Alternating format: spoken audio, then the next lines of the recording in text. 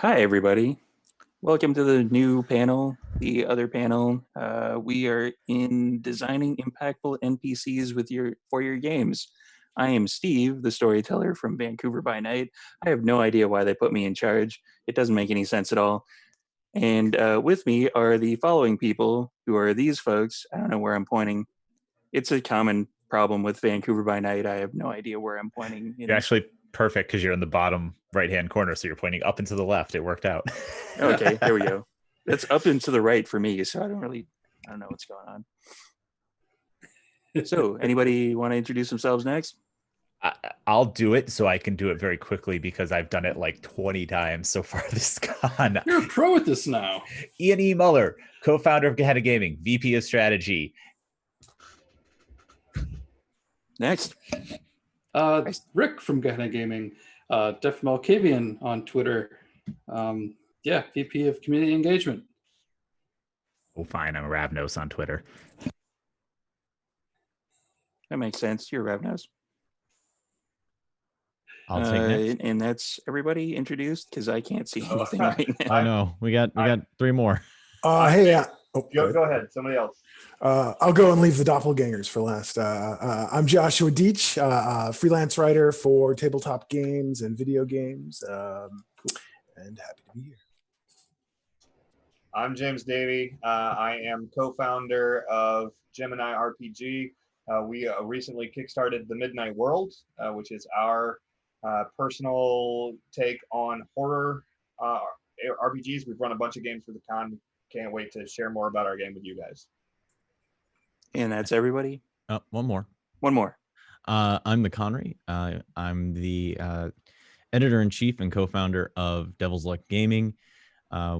We run a wide variety of horror and various other tabletop games on our channel on Twitch, Devil's Luck Gaming. All right. And this is going to be for impactful NPCs. So I'm going to start off with, I guess, a question. How do you all design NPCs for your games? And do you do like connections to the players? Do you keep them separate? Do you have a mixture of the two? Like, how do you guys do it in yours? And let's start with Ian. I'll just pick a name at random. Okay. Kind of a wide combination. I do NPCs in a bunch of ways. I always build NPCs based on character backstories. So if a player mentions a character in their backstory that could be relevant, I at least give them a personality and a description if the player didn't, and flesh that out a little bit. Often I build full stats for that character. Speaking specifically towards things like Vampire, which are much more character backstory driven. Same with D&D or Call of Cthulhu or any of the other systems I run, though. Those being the primary three that I have, which is why I mentioned them. For like major NPCs for a city, characters that the PCs are going to be encountering frequently, I build them like I would a player character myself. I develop a backstory for them. I flesh them out completely. That's how I make them more engaging. I create a personality for them, and I really drive that home. And then for the rest of the city, I really kind of do a simplified thing. I just kind of build out like, here's a name, here's some basic stats, and here's like the briefest of descriptions, and then I improv it as I go if the players encounter those characters. So really a combination of all of the things you mentioned. Okay, next let's go with Rick. Hey, so quite different from Ian. I typically think about NPCs long before I even make a game. I have always the intention to run something. I end up making way too many NPCs, and then I have to cut quite a few of them.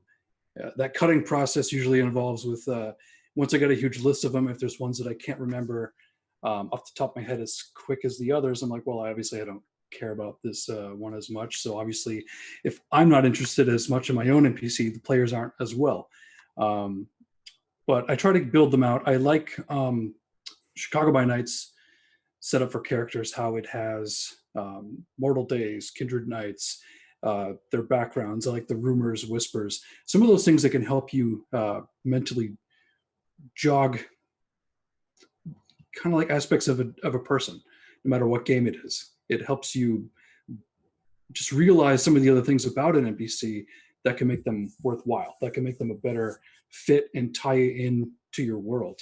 So I think once I get the players, typically then I build a couple others just off of their story, off of their personalities. But the rest of them that I've made beforehand are just characters that they can interact with in that world. As storytellers, I think we always try to custom tailor the experiences we provide our players so that they have the most investment. So I always try to come up with a few that if I don't have preset that I think will be impactful or connect to them in some way, that'll make some new ones before we start. And that actually kind of axes one of my next questions, which was, do you fully flesh out the NPCs, or do you like just go with like the base stats? And it's kind of like dealing with a bunch of players at this point in this particular panel. It's like dealing with chaos demons.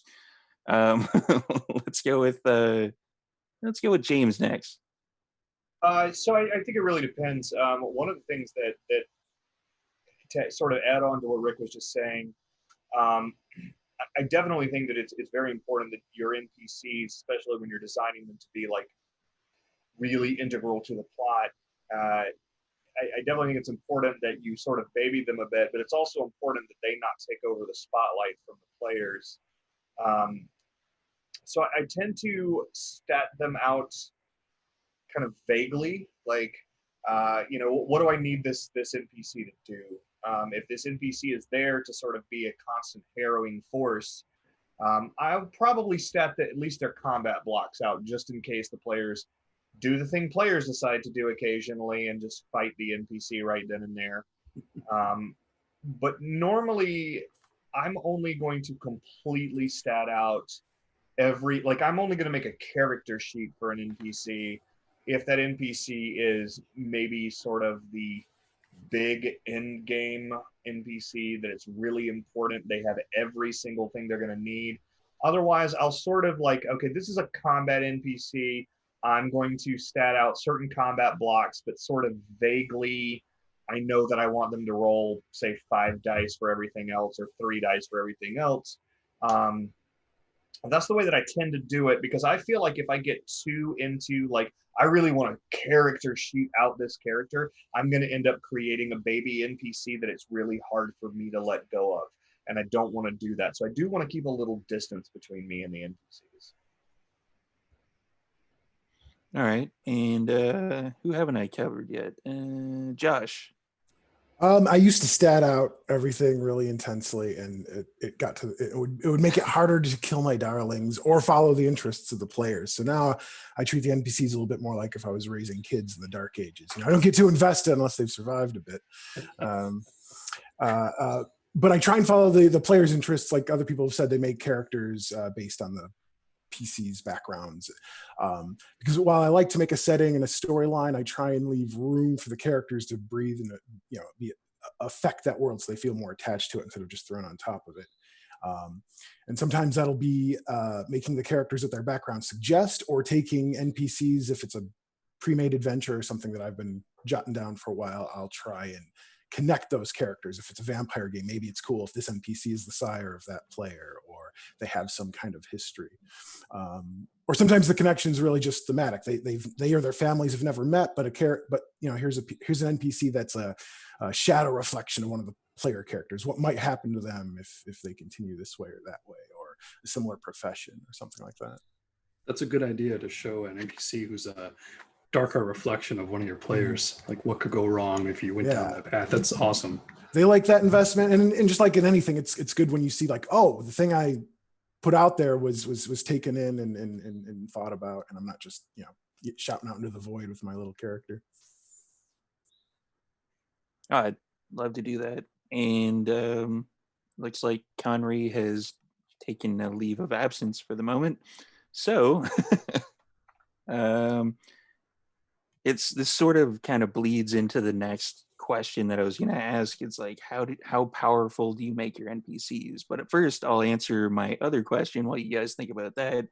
And I generally don't design the NPCs for the games. Like, I have a name, I have a somewhat power level as to what I sort of am going to put them at. Like how many, like I believe how James said, like how many dice I want to roll for each particular thing, like on average, and then I'll just sort of go from there. Like if it's some big bad at the end, I will definitely like stat it out. Or for example, because I'm going from the vampire perspective, for like the Prince, Primogen Council, certain barons of the Anarchs and that sort of thing, I will like go through the whole thing and stat them out, make sure I know, in case the chaos demons decide to do anything weird and decide to try to punch the prince, like how the prince is gonna, fold them in several different packages and send them back to their loved ones. And for the next question is do you flesh them out? And let's start off with James on this one, because I just mentioned James. I love it when I get mentioned. Sorry, what was the question now? Do you flesh out like all of your NPCs? I think you already answered it for the most part. I mean, like I said, I do. Not all of them. I generally will choose a handful of NPCs to kind of make really important. I try to tie those characters wherever possible. I try to, especially in horror, I try to tie these NPCs to characters' backstories. I try to say, tell me a little bit about your backstory, and then I'll spend maybe a game with that character being sort of a background character in their come up story. Like, this is you're in a horror game, and this is a character. This character is the guy who ran the comic book shop that you used to go to when you were a kid. He's there, and you can talk to him. And then I get them really invested in that character, so that when I ultimately viciously kill that character off, it really hurts. Yeah. Like I also try to introduce seeds of a character. If I have like a long campaign going, like I will introduce a character here and have like little mentions of them so that it's fresh in the players' minds, to make sure that, when I eventually explode that character, that the players are like, oh my God, what are we going to do now? We need that NPC. And it'll be like, no, you don't. You've been building up your characters for the last 20 sessions. You're fine. And next, because Josh is on my thing, let's go with Josh for, do you fully flesh them out? Keep them? Yeah, you already answered that. So I'm going to go with how powerful do you make your NPCs? It depends on the game. Some games, I want to make things frightful and the characters are kind of on the run, but I've leaned more into giving a little bit more power to players depending on the scenario. And yeah, I've definitely fleshed out less than I used to. And sometimes I'll flesh out as I go. You can't force what the players are going to be interested in. You have this character that you're like, come on, be interested in this. They pass that up, and there's some minor NPC that they are just obsessed with. I'll usually just go with that. I'll flesh that character out further as we go, and I'll just let them follow their bliss usually, or their doom. Or their doom. Dun, Let's dun, go with dun. Rick next. Conri's back. Yay. Hey, welcome back. For how powerful I make them, I have like a scale where I'll make so many characters, almost like a pyramid, right? I'll have a bunch of bottom rungers that are typically weaker than the player. Like if you're thinking VTM statistics, we're talking like fledglings, neonates, and then like as you get like the higher ones in power, not necessarily in position, just like maybe they've been around a little longer. I just try to tier it off that way. That way there's not a bunch of Methuselah monsters running around that's going to sweep all the player characters up in like a riptide. The way they can navigate themselves through the political course of the city, get in the fight with whatever NPC they want to without necessarily getting folded in half. But I do like what you guys mentioned about how peppering a little bit of foreshadowing with other characters that you find more important that you want to have the plot drift along. You just reminded me very much of that first season of Daredevil, where it was like rumored and whispered that there might be a kingpin of crime. And, as the viewers, you totally know there is, because you already invested in Wilson Fisk. You're seeing everything about him. But as far as the player characters, as far as Matt Murdock and his crew, they're just like, okay, maybe all this crime is connected. And it's a great way to seed different things like that into your story using NPCs, having a bunch of minor nobodies reference someone that you have been building up for the Chronicle. It's a good idea. Oh yeah, like for Vancouver by Night, I have mentioned the Prince and certain other characters several times that the players, they haven't even met yet, and probably they won't even meet for 20 or 30 sessions down the road, because I'm trying to get some special NPC players in there for it.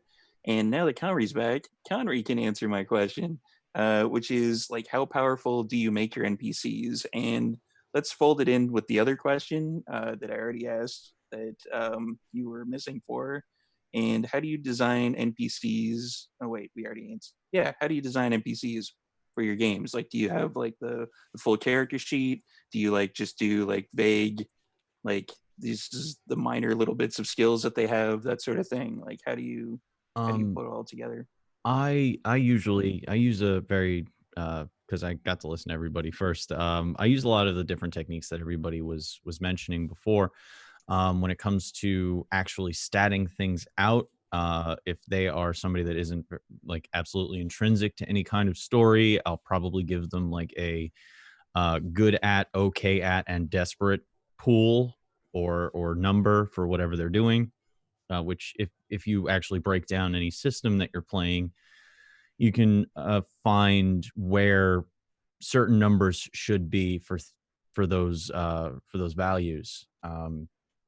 But one of the things that stands out separately from what everybody was saying before is that I do factional design, and the way I usually think about this is that I want to pick the major players that want and decide what they want, and then the rest of the game is after the players go, that's their turn, essentially the game session. Then I go into the characters of these different factions and I decide who should come to the forefront, and then I develop them a little bit more, who really wouldn't be developed that much because they're not really engaging with them that much. Like I was running a Requiem game, and they started really engaging with the Carthian movement, and they started really engaging with the Lancea Sanctum, but they didn't go near the Order Dracul. So I didn't really develop the Order Dracul until they started showing interest in them. So a lot of my design for NPCs to make them mean something to the players is to kind of organically build around them as I go. And for like power and stuff like that, I'm a very on-the-fly style GM. I try to understand the system as much as possible so that I can, if I need to, just generate a sheet of quick numbers and have it be a good scene rather than worrying about, crunching down and turning it into a combat game, which if I want to do that, I can play Warhammer. And, since you mentioned Requiem, for the Vampire the Masquerade players that are out there, he just said a lot of pretty words that don't really mean anything to Vampire the Masquerade. But I love Requiem. Like, I love the sandbox technique that they adopted for it. I do represent, though. Nice. Good choice. And let's kind of lean a little bit more into the quote unquote impactful part of it. How do you differentiate your NPCs from each other? Like, do you try to do different voices? Do you try to do like what I do in Vancouver by Night, which is I do a quick change for each NPC?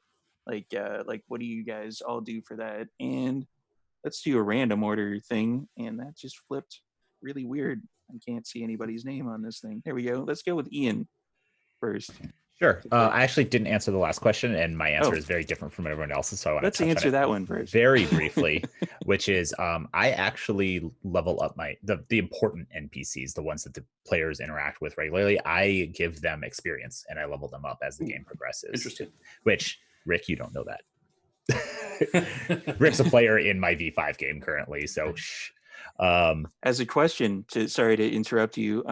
As a question for that though, like, do you give them the same XP as the players, or do you do like kind of a lower amount because they're NPCs and they don't develop as much, or I give do you them give them more? Sometimes I give them more, actually, because it depends on how much of their own machinations that they've been able to develop while the players have not been paying attention to them. It's because he likes them more. Also that. No, but it's in terms of making them impactful. I try to give them all. I'm terrible with voices. I cannot do voices unless it's a really bad Russian gangster accent, which Rick has heard many times. So I do have an acting background, and I do try to develop unique personalities for all of them. So I will completely change my mannerisms and my body language when I slip into different NPC skins.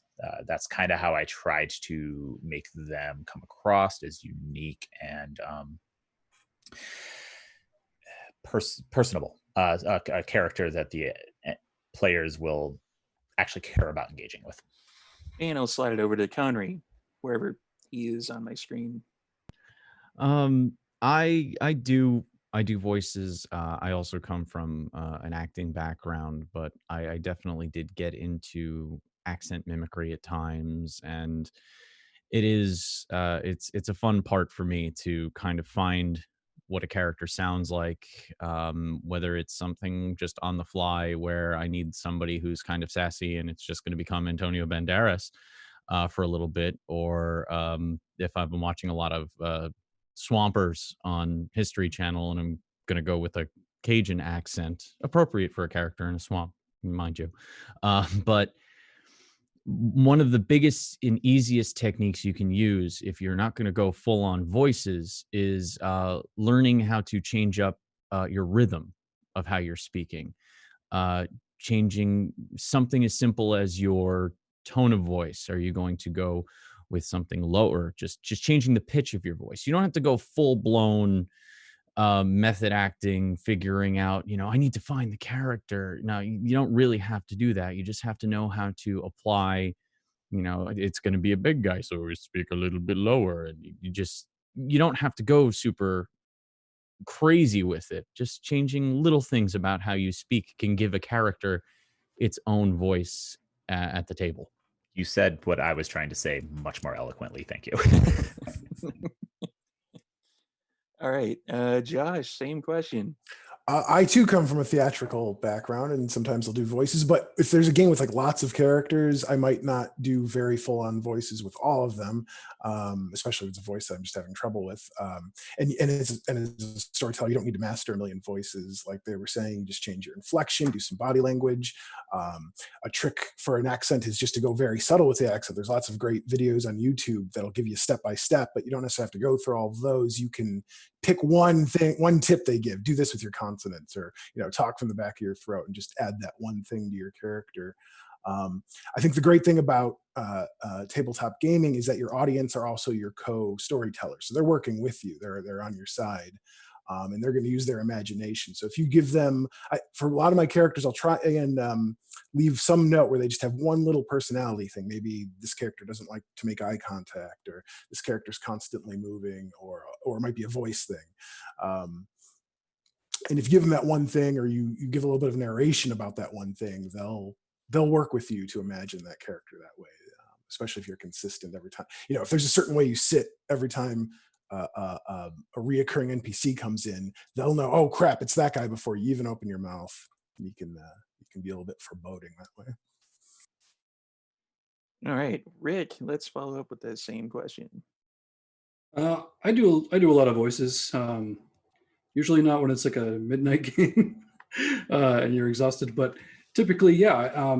Sometimes I'll even build an entire NPC off of like a voice. Whether it's an accent you're just trying when you're alone in the car, talking to yourself like a nutcase. You record and send to your friends. Or yeah, sometimes you do that too when you think of something funny. True stories. But yeah, no, everyone's got a common theme going here that I really like. That sometimes it's not just the voices, especially if it's not something that you're good at. If you're not good at doing variety of voices or tones, subtle things like idiolect, changing the words that that character uses, ticks and tells, like what Josh just said, where sometimes it's even just the way the person sits down in the room. A lot of those are very great ways that anyone, even without vocal skill or acting ability, can easily pick up and help to flavor the NPCs in their games to differentiate from the rest. And James. So to keep the theme going, I saw people in the chat notice this. I also am a classically trained actor. I was a professional actor before I joined the military. And I think that imbuing NPCs with a very specific, it does not have to be a vocalization. I am pretty decent at accents, but not every character's got an accent, Sometimes, sometimes people are tired of hearing me cry in various versions of a French accent. So imbuing a character with physicality, like Rick was just saying, with certain ticks, certain tells, I think. But what you really have to do, especially like in a LARP, you've got to kind of, as part of coming up with that character, figure out what those things are. Sometimes you don't know what that character's voice is going to sound like until they get into a specific situation. And so what I tend to warn people about, like when we're playing a campaign, is like, hey, if this NPC seems a little different the next time you meet him, it's because I'm kind of learning what it is that you want to see from him. But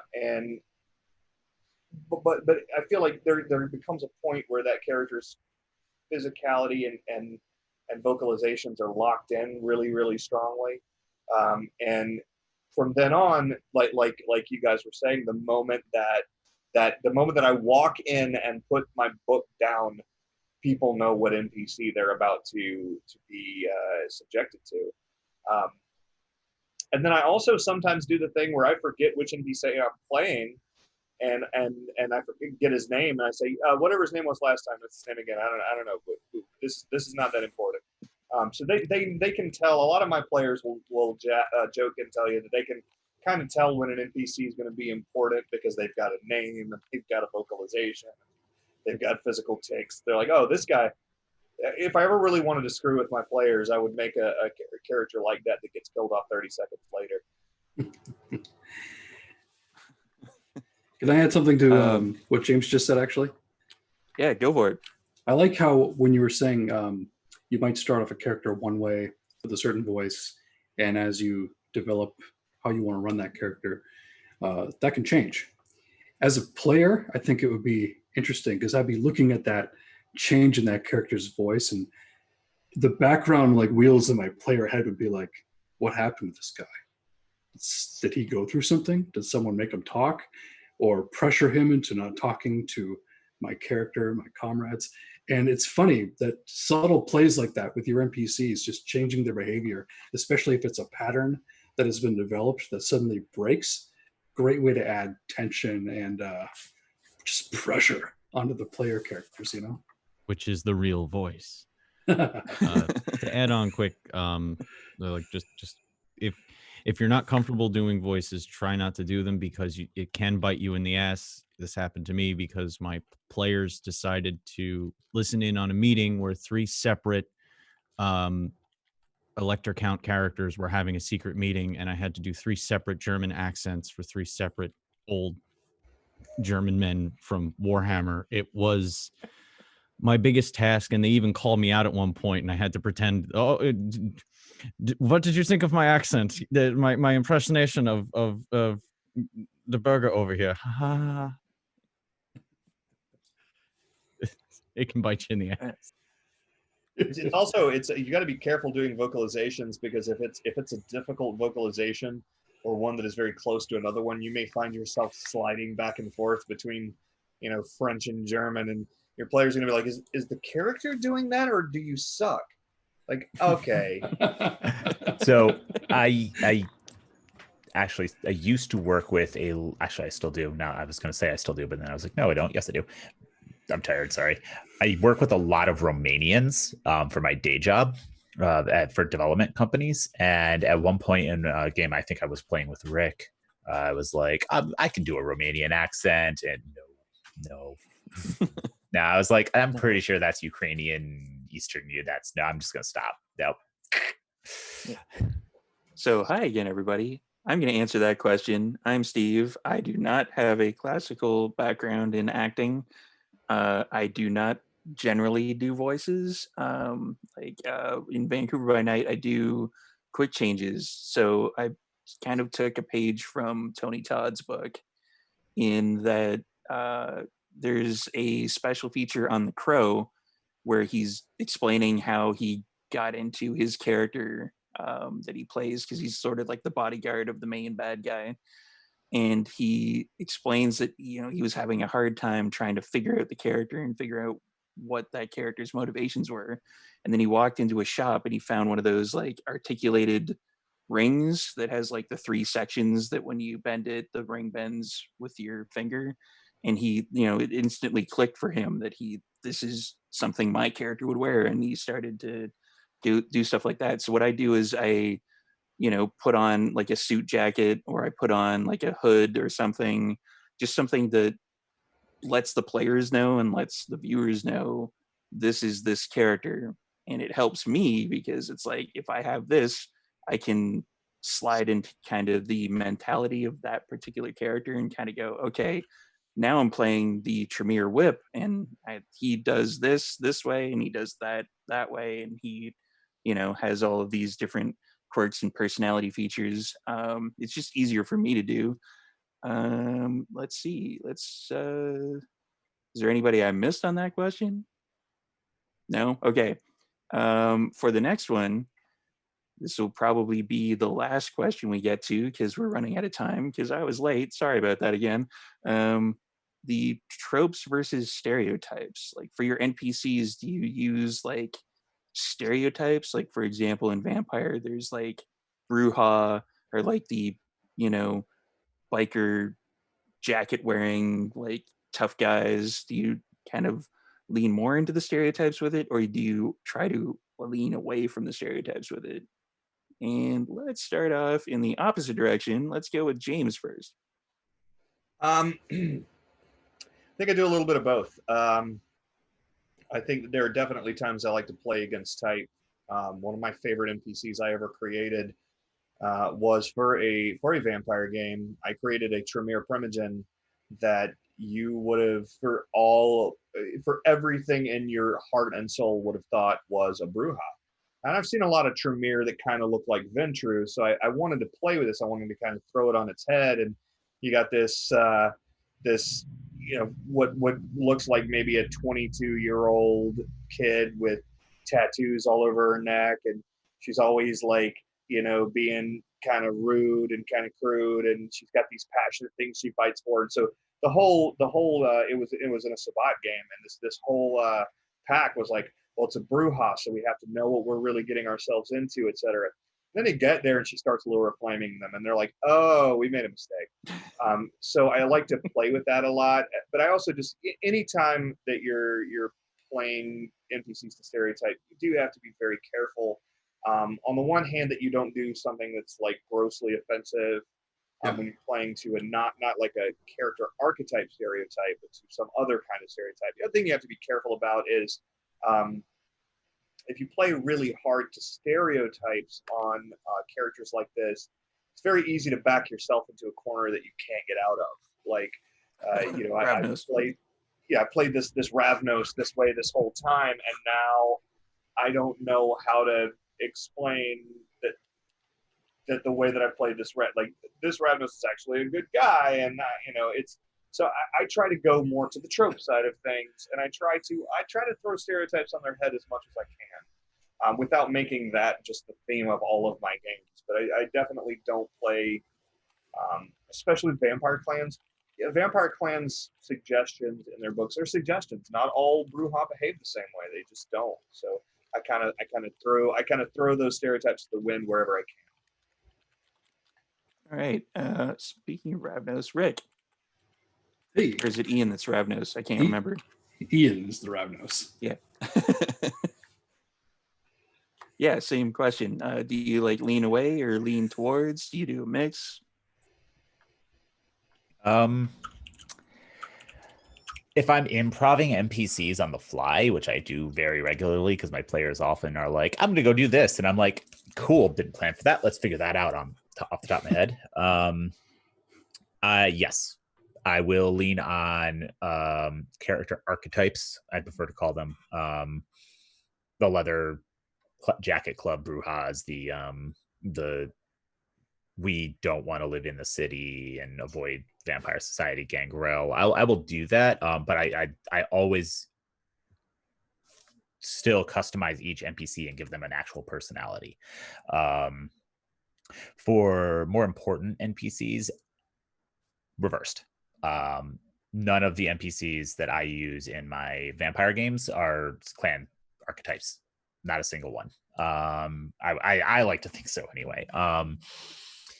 I do, but I have a secret that a few people know, which is most of my NPCs are player characters that I drafted in the like, I would love to play this character someday, and I set them in a pile. So like my super big NPCs that are like really important, usually not like bad guys, usually like ones that are helping the party, because I don't want it, then I'd be too attached to them like we discussed earlier. So they are like, my favorite is actually a Tremere who was a pirate in real before he was embraced. So he is like completely off clan stereotype. Like he's very charismatic and outgoing and not at all like the like I am a bookworm researcher type Tremere, like arcane scholar type thing. He'd rather go out and like hang out with the coterie and go to bars and chat with people and buy everyone drinks. And most people are like, I don't know what clan you are, until he starts throwing walls of water around, because he was Neptune's might. Thaumaturgy will change people's perception of you real quick. Oh yeah. No, not you heard it here first, folks. Now we know exactly how he makes his characters for Gehenna Gaming.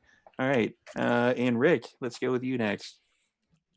I do a little bit of the same, but when it comes to like his, when you first start storytelling, you're like, I want to go totally against type. Lately, I've been taking a look at what those archetypes are and going with them, but in a different way. So in the most recent campaign I'm running, which is set in like the North Shore of Massachusetts, I have a Toreador who is a surgeon. And he's not going against his type because his art form is helping animals. He's a veterinary surgeon. So he uses his auspex, he uses his celerity to be able to see exactly what he's doing very precisely, because his passion is breeding, raising, doing these things with animals. And, he's kind of looked down by a lot of the other Toreadors in the society, but he's an anarch at the same time, so he doesn't really give a crap. So I just try to take what those types are, what the basis is of them, and turn them on their head a little bit. Another one I have is a Malkavian who is a barista. Kind of looking back to like the oracles of old in ancient Greece, where they bring out a thing of water and look into it, and you can see whatever future, whatever it was, whether the bowl was full of psychotropic drugs that you're now inhaling, and you have a spirit vision, like it's peyote or something. In this case, she's literally like a person at like a high-end custom Starbucks. So they do the foam art, and instead that foam comes alive, and you can see the premonition that she has in her head reflect on the surface. I do interesting things like that with some of my NPCs, where I just kind of take those, like I said before, those common tropes and find a different way to use them. Kind of, lean a little bit more off to the side than against or for type. Right. Yeah, like Bruja that wears the biker leathers and doesn't want to hang out with the other Bruja because, it's like, I'm an individualist just like all my friends. That sort of thing. Yeah. Let's go with Josh next for the against or for types. Yeah, I definitely have to agree with Rick. Sometimes it seems like you're subverting the trope, and maybe you are, but you also play into it just in a different way. You could make the gangrel CEO in a suit who seems totally against type, but when he sees those corporations as his jungle, his hunting grounds, and then like the Toreador who maybe fusses when messes up a suit, he just goes through them like a shark goes through teeth. If you and you suddenly go, oh, this fits, this in a strange way fits that Gangrel archetype. But tropes in general, I think it's good to be self-aware of them and to play with them. But yeah, I don't see them necessarily as, they're not necessarily a weakness if you detect a trope. Like a story archetype is kind of a short form vocabulary of symbols and themes and ideas, and you can make use of those when people, and often if I know I'm going to subvert some kind of trope coming up, I will try and lean into it at first to give that kind of scope when it happens.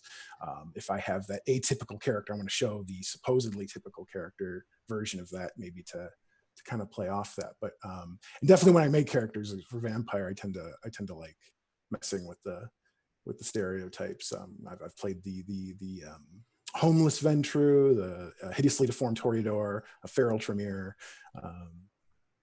But yeah, they're fun to play with, and then they're fun to turn back in and go, how does that still fit into that archetype? And Conri.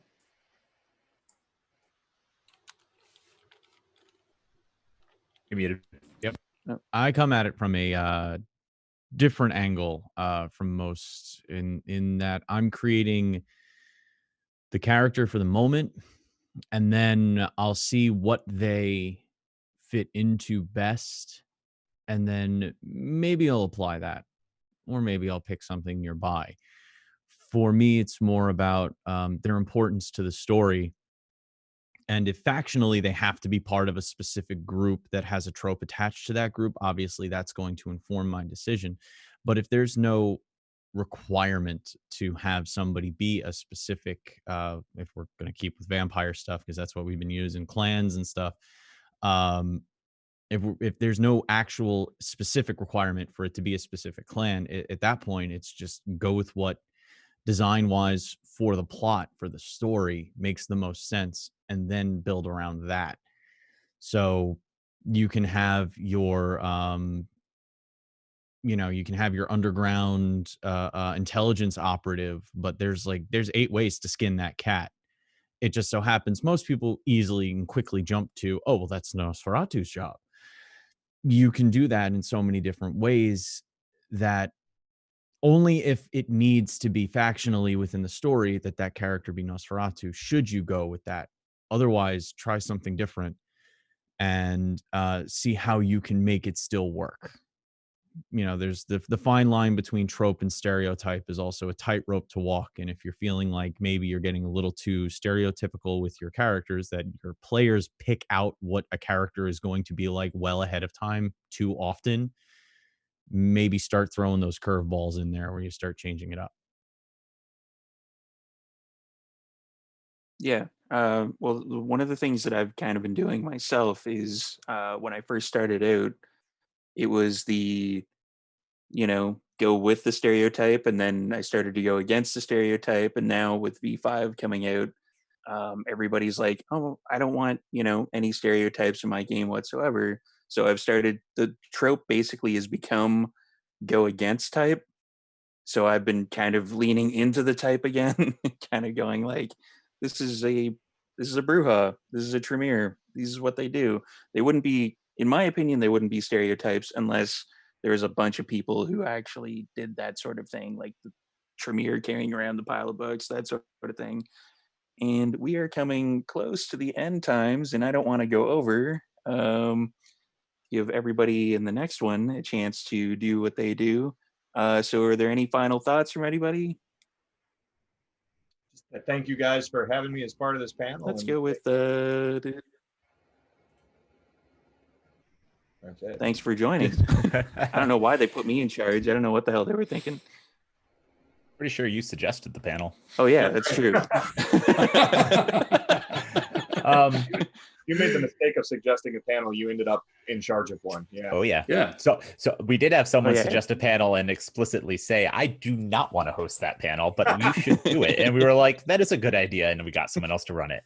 No, I think it's important to think about NPCs the way you think about a player character, but approach them differently using a lot of the advice that everyone here has said. That would be my closing thought. Because if you think of them as completely disposable, they're not as engaging in my mind. Yeah.